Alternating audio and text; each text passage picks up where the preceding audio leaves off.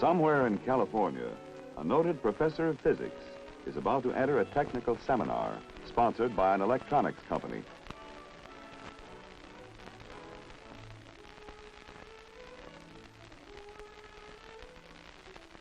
The professor is well known for contributions in his scientific field, and it is not the first time he has visited the company, but his identification is checked by a special security guard assigned for the symposium.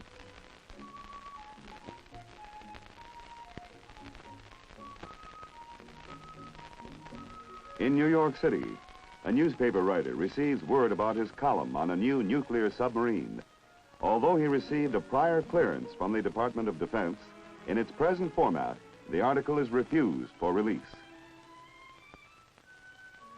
In his post office box in a Chicago suburb, the stockholder of a large corporation finds a letter from the vice president in charge of public relations.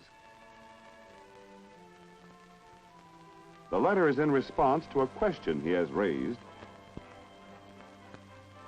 but the question is not answered.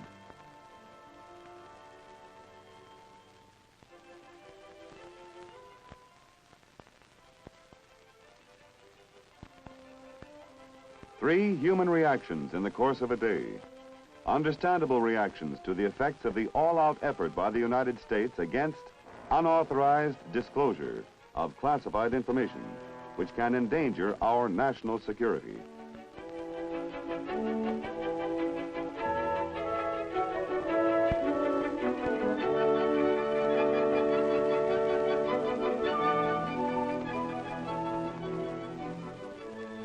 In a democracy, television, radio, newspapers, and magazines serve the public's need for information.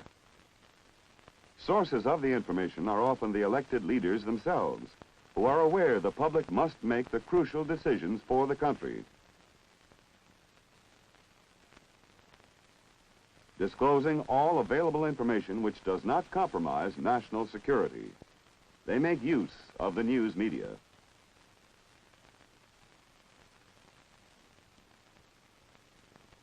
But not to be forgotten is still another medium for the disclosure of information, vastly important and, most of the time, vastly underestimated: word of mouth. There is then a need for the people of America to be informed. There exist the mechanisms to meet that need. In an ideal world, there would be no barrier between, no complication. But ours is no ideal world. And all over this world, hostile powers, in accordance with communist doctrine, seek our nation's fall by every means, overt and covert.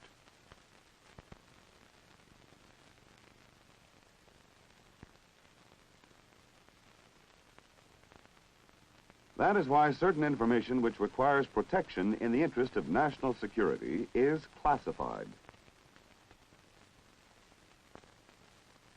Disclosure of classified information in violation of the requirements of security classification represents an unauthorized disclosure, what we must avoid if our national interest is not to be compromised.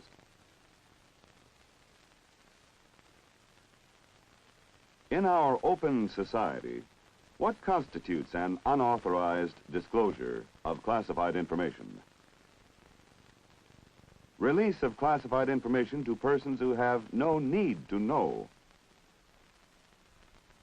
How do so many cases of unauthorized disclosure occur? Loose talk is one way about work inside the plant.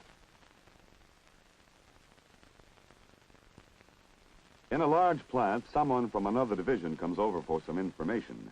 Is his need to know established before granting access? Has the classified information been identified for him? If the answer is no, the result may well be an unauthorized disclosure.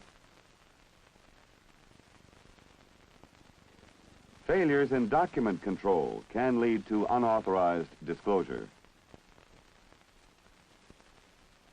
Carelessness, sloppiness in control procedures can result in lost documents. For example, cover sheets should not bear any identification markings. An important document may wind up in the hands of those unauthorized to read it. by the careless transposing of what should be file number S103, and a great way to lose a document in the files so it will not be immediately available when needed.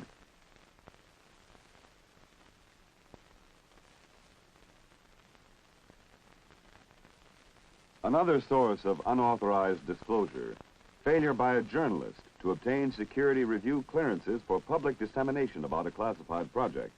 He had agreed in advance to submit it for review. But security review clearance procedures consume time, and the journalist, usually under competitive pressure, is racing against a deadline. Similarly, with technical papers prepared for presentation or for a meeting, there is almost always a rush toward the end in order to complete before the deadline. All too often, the author feels he cannot afford delay, and so, all too often, he decides on his own there is no need for security review. But he is in no position to make that decision, a decision that could be very costly to his country, to himself, and his family. Public officials, or frequently, prominent industrial executives, are often called upon to comment on speculations by reporters. It is a hard position to be placed in, especially if the speculation is involved with national security.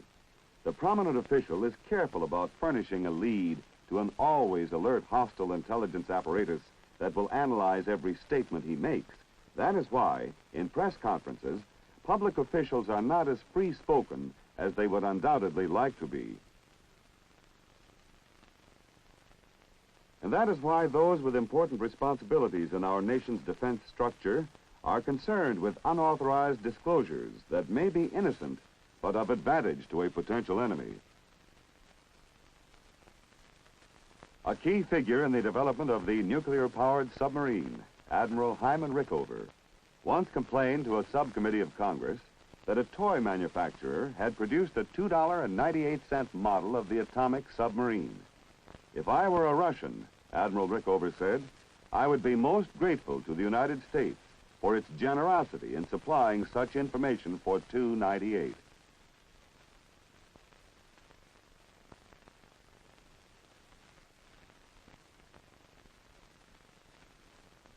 The danger of unauthorized disclosures is the primary reason why security safeguards are maintained at technical meetings and conferences, why industrial corporations are careful about the information made available in advertisements, house publications, brochures, and stockholder reports to avoid unauthorized disclosure of classified information.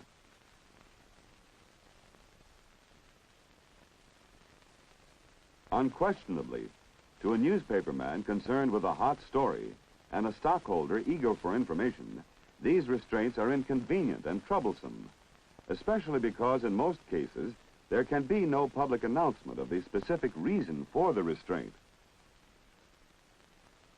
It is understandable then why those whose activities and procedures are limited by security requirements should, at times, have an attitude of, why us? They may feel theirs is a unique position in the United States of America, a land where everybody is supposed to have the right to speak out freely.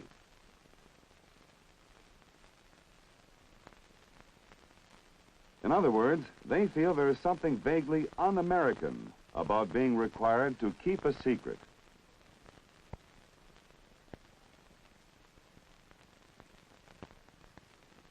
But what they forget, even putting the question of national security aside, is that the ability to hold a confidence, to keep a secret, is the mark of many highly regarded professions.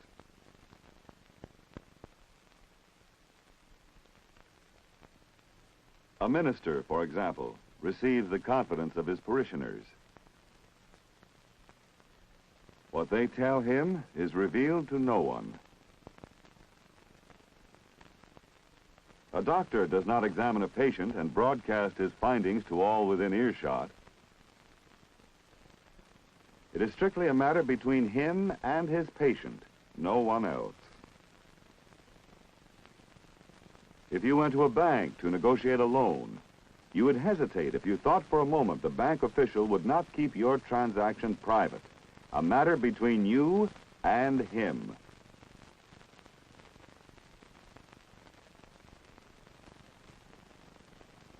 A research chemist for a drug company does not furnish progress reports to the company's competitors. Professional ethics, as well as common sense, motivate him to hold many secrets to himself. A meeting among successful businessmen, friends all, but does each man reveal the private details of his enterprise to every Tom, Dick, and Harry? So it is that in many, many areas of American life, far removed from the world of defense production, silence is also golden. When it comes to certain restricted aspects of his job, the mark of the professional is he who knows when and how to keep his mouth shut. He does not talk about the classified aspects of his work. If somebody else requests information, he establishes a need to know before granting access. When satisfied, he then carefully identifies the classified information for the recipient.